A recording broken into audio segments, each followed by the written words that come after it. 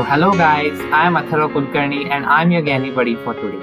Today I will be covering the second topic of operating system, which are the types of operating system. So the link for the first video is available in the link below.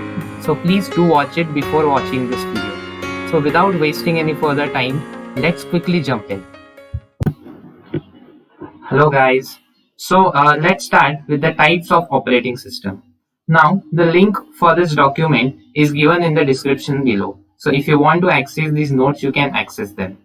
Okay, so let's quickly start and let's move to the first operating system, which is the batch operating system.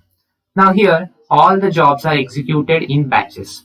So the system puts the jobs in a job queue and some portion of the job queue is occupied with the help of operating system. Now here, the selection criteria is done on the basis of first come and first serve. The users collect the respective input-output when the CPU has executed all the jobs which are present in the job queue. So here in the figure you can see there are n jobs which are present in the job queue and one portion is occupied by the OS.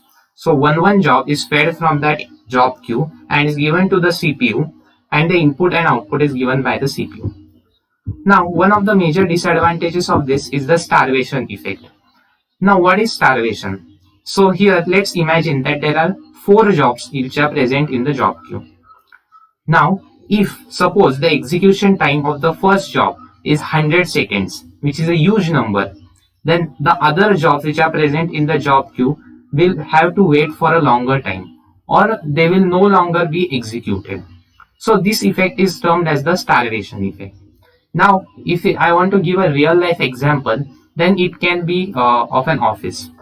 Now in an office, when during the lunch break, suppose we are in the canteen and if you want to if we press the lift button and if you want to go to our office which is in the 4th floor, now we press the button and we wait for some time but the lift is not coming up. This is because the lift is continuously pressed by the people which are on the 0th floor, on the 1st floor, on the bottom floors. So in this way I have to wait for a longer amount of time and finally I will go by stairs to the office. So this is termed as starvation effect. So second is multi-programming operating system. Now multi-programming is an extension to the batch operating system. Here the CPU is always kept busy. In case of batch operating system, if a process is waiting for some input output, then the CPU may remain idle. So this is avoided in case of multi-programming operating system. Now here, as in the figure, you can see there are job A, job B, job C, job D, job E and F which are present in the main memory.